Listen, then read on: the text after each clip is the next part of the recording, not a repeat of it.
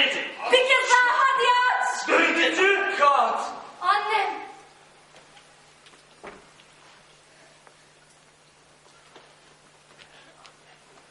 Annem mutfakta. Elektrik ışığı. Gün sonu. Merdiven duvarlarının rengi. Anne babayım. Küçüklüğümden. Her şeyi özellikle. Dün gücümle itiyorum. Bir şeydir o benim ya. Güvenlik kapısı açılıyor. Milyonu açmıyor. Evde yok, arkadaşı da yok. Ya da gerçekten küvete girdiler. Öğlene doğru sokaklarda dolaşıyoruz. Küçük bir köprünün orta yerinde duruyoruz ve birlikte ırmağı seyrediyoruz. İnanılmaz bir yaz. Güvenlik kapısı açıldı. Önümde asansör boşluğunun çıplak duvarlar olma işleri şaşırtıyor. 5. katın demir kapısı karşımda. Pencereden merdiveni görebiliyorum ama... Kapı açılmıyor. Bir mekanizma kilidi bozmuş. Sağ, sol, sağ, sol. Sağ, sağ. Sola çocuk odasına. Sağ, mutfak ve banyo. Öne doğruca oturma odasına gider. Arkasındaki oda. Annemin de Annemin ve babamın yatak odası. ben 4 ya da 5. evet 5 yaşındaydım. Hiçbir şey. Bunu nasıl da söyleyiverdi. 3. kata gittim gittim. Bomboşuz orada kesin birileri oturuyor. Pencereden merdiveni göremiyorum ama... Yukarıya çıkan birinin ayak sesleri duyar gibi. 5. Kat. 3. kattaki zil sesini buradan bile duyabiliyorum. Alo, diyor konuşma cihazına bir kadın size. Arkadan müzik geliyor, bir eğlenti olmalı. Alo, iyi akşamlar. Rahatsız ettiğim için başlar. Dalgınlıkla dışarıda kaldım ve... Hiçbir zaman hissetmedim. Ayak parmaklarımın üzerinden yükselirsem, mutfak balkonunun kenarlarının üzerinden etrafa bakabiliyorum. Evlerin arasından arabalar geçiyorlar. İnsanlar yürüyorlar. Hey! Hiç kimse duymuyor. Bir kadın yabancı dille konuşuyor. Alo, alo. Yine çalıyor. Bekliyorum. Her şey yeni ve farklı olacak. Ve de ayrıcalıklı. Alo, diyor konuşma cihazında bir erkek sesi. Alo. Alo. Rahatsız ettiğim için başlar. Dışarıda kaldım her mümkünse. Yine sesler müzik peşinde hiçbir şey. 6. Kat artık yapamayacağım. Hiçbir. Göz kapaklarının altında. Gözleri oynuyor. Düş görüyor. 6 yaşındayım.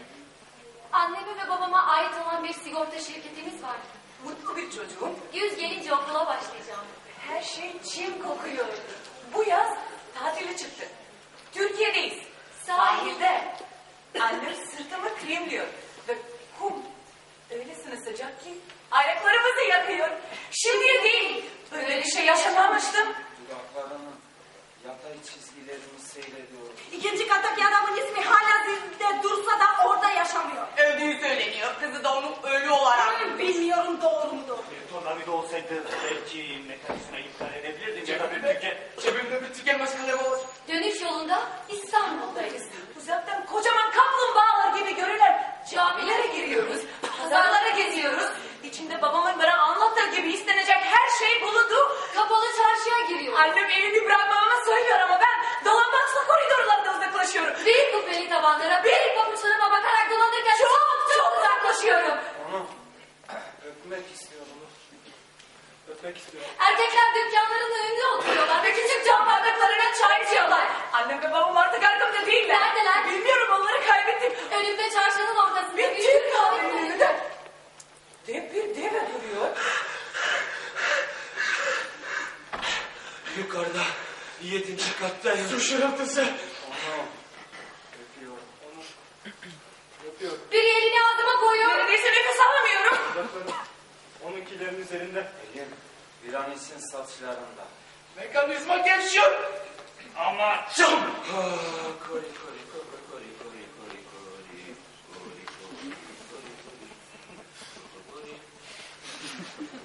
kori kori koridor 7 32 yöne yöne yöne yöneleyerek geç Geçiyorum bayan.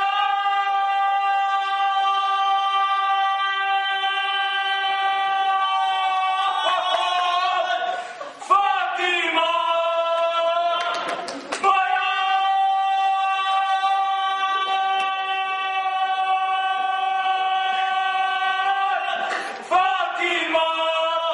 Yine. Gelebileceğimi söyle. Söylediğine göre. Biri beni kucaklıyor. Yine kumeli tavalarıma kayıyorum ama artık pabuçlarıma bakmıyorum. Ama seni öpüyorum.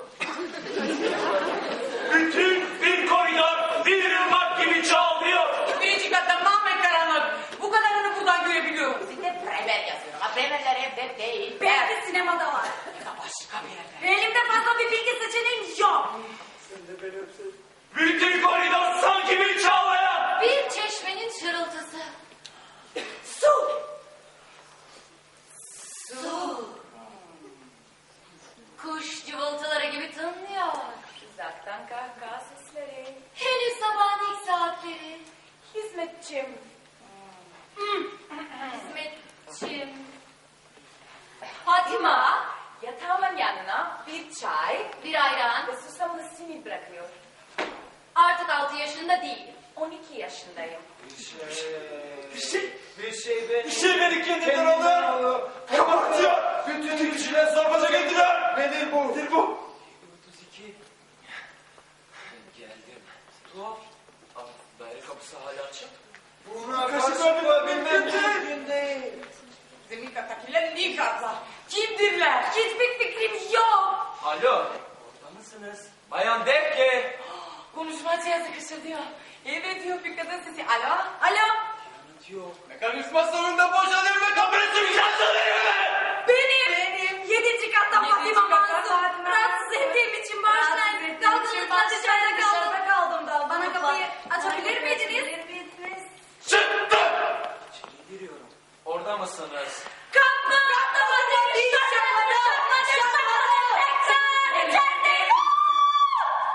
Şükürler olsun.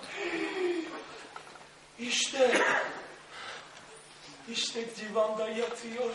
Neredeyse çıplak. Sadece bir havluya sarılmış. Uyuyor. Ve başka hiç kimse de yok. Bayan Defke. Divanın yanındaki küçük sehpada bitmek üzere olan bir konyak şişesi. Nasıl da yatıyor. Tenini zar gibi nem kaplamış. Kısa, sarı saçları ter içinde. Nefesi hızlanmış. Belki de düş görüyor. Pencerelerden yukarıya Fatma anneme doğru koşuyorum.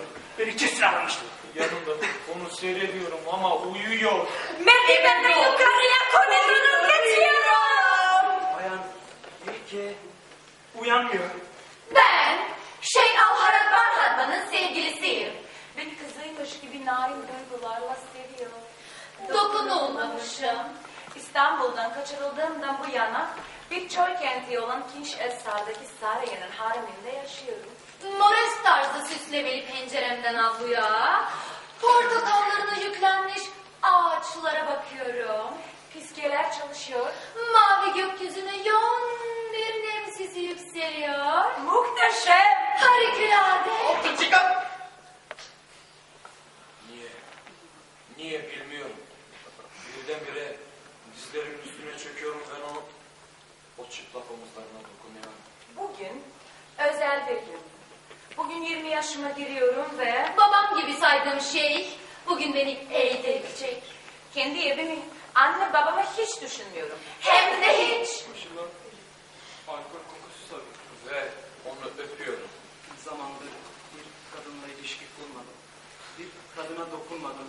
Öpüyorum. Ah kahra! Şeyhinin karısı bana beslediği kıskançlıktan hasta oldu. Dün gece haremde bana bağırarak lanet okudu. Birinci kadın. Bu yüzden şeyhinin başını uçurttu. Hala uyuyor. Hiçbir şey olmadı. Ayağa kalkıyor. Dudaklarında henüz onun dudaklarının iyisi. Bu ne? Bana ne yaptın böyle? Ona bağırmak istiyorum. 7. kat! Koridoru 7.32'ye Fatima annemle doğru geçiyorum. Öyle çağlıyor ki. Niye uyanmıyorsun? İyi uyu öyleyse. 7. kattaki 3 odalı dairende bir divanın üzerinde böyle uyumaya devam et. Seni öpmek istememiştim ancak oldu bir kere. Buradan gitmek istiyorum. Buradan gitmek istiyorum. 7.32'den çıkmak istiyorum. Dairenin kapısına doğru yalpalıyorum ama kapı hala açık. Daire kapı. Kapısı açık. Işığın üstünden yürüyorum ve parlak bir ışığın içindeyim. Sıcak bir rüzgar beni sarıyor ve gözlerim kumdan yanıyor. Biri sesleniyor. Neredeyim ben? İkinci katta. Eve giriyorum. Fatima? Kimse kapamıyor.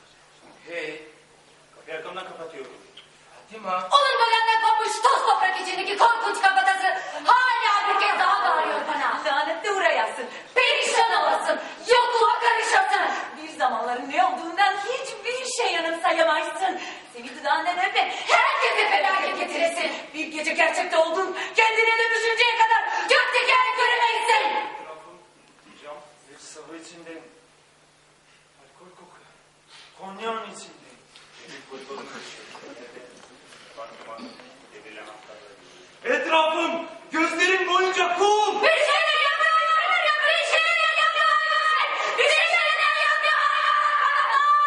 Bir şişe içindeyim. Biraz önce içinden içtiğim divan yanındaki sehpada duran konyak şişesinin içindeyim. Tepemde de güneş. Camdan biçimsizleşmeye büyümüş olarak biraz önce öptüğüm kadını görüyorum. Hala düş geliyor. Gözleri, göz kapaklarının altında. Hala sağa sola kaymakta. Ancak şimdi Celal'ın kılıcı, kopuk başı diklemesi ikiye ayrılıyor. Sessizlik. Kimse yok mu? Üçüncü kat. Oturma odasında hep olduğu gibi Fatima'nın ev arkadaşı Francis yatıyor ve uyuyor. Saçını.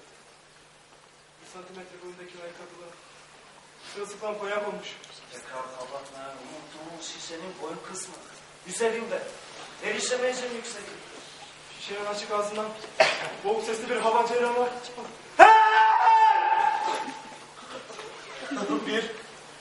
Bir çöldeyim. Bir çöldeyim. Gözlerimi güçlükle açık tutuyorum. Üzerimdekilere bakıyorum, bir değişiklik yok. Sandaletlerin, grevlerin hepsi. Ama hepsi olduğu gibi. Havada öyle kuru bir sıcak var ki alnımda tek damla ter kalmıyor. Hiçbir şey giymemiş.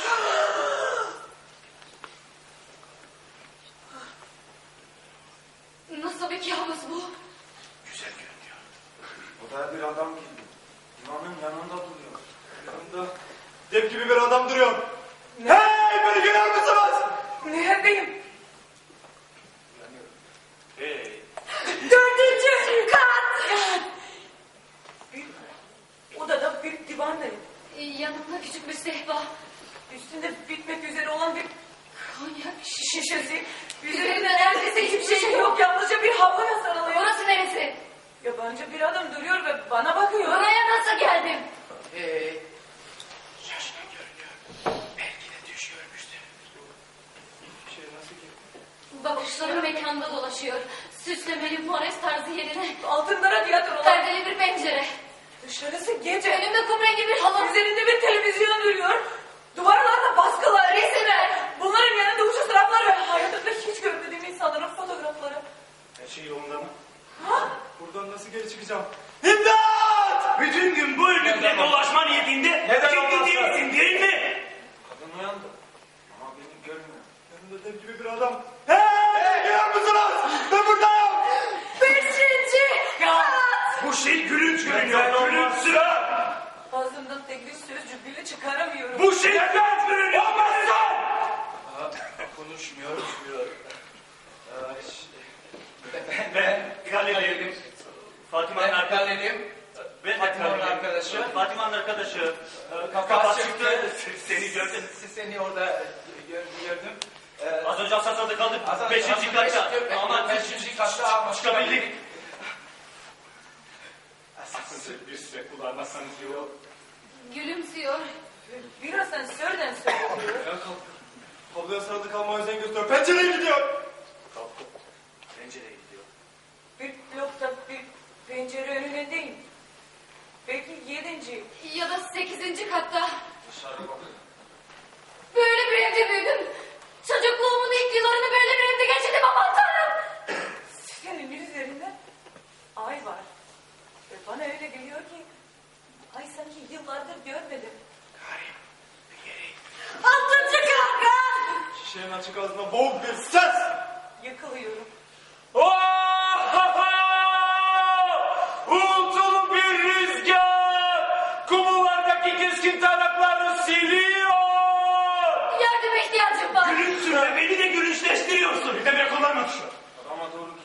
Lütfen, lütfen kurtar beni. Yok olmak üzereyim. Bu şeyin karısını beni kalsın. Beni buradan dışarıya al.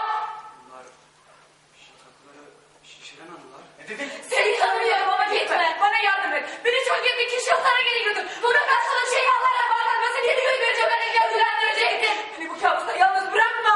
Of! Of! Of! Of! Of! Of! Of! Of!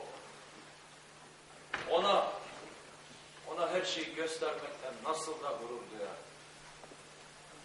Isıtma ve havalandırma tesisatları. Çöp yakıcı. Asansör motorları. Asansör motorları. Kollarını ona dolar. Ya kes şunu! Bırakmıyor. Hayır lütfen. Arzusu koltuk altlarından kaynıyor. Bırak! Çıplak. Yedinci kan yakada. Burada kal Bardaya. Neyin var senin? Şimdi çıplak ve bana yapışıyor. Eve doğru koridoru yürüyorum. Kendimi kurtarmak istiyorum. Kendini kurtarmak istiyor. Gitme. Bırak beni! Lütfen. Yoksa bütün hayatını böyle mi geçirmek niyetindesin? Ben değilim. Kapı. Kapalı. Ama ben onu açık bırakmıştım. Yani için kadın dudaklarını onunkine yapıştırıyor. Beni öptü. Beni de. Nasıl böyle bir şey olabilir hiç bilemiyorum. Kapının kapalı olması da ne demek oluyor şimdi? Zile basıyorum.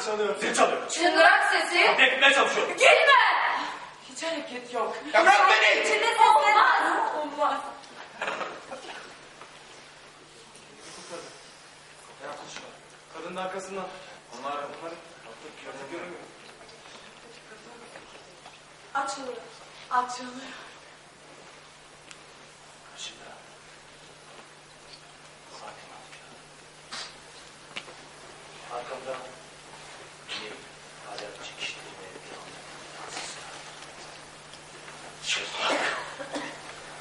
Karşımda bir Kumultepe'nin düzlüğünde göz kamaştıran bir aydınlıkta bir bedeni çadırın silüetini görüyorum. Oraya doğru gidiyorum. Her şeyi yanlış yaptığın için demişti. Kapıda bir kadın duruyor. Francisco. Kapıda bir kadın duruyor. Karşımda Kalem duruyor. Arkasında Francisca.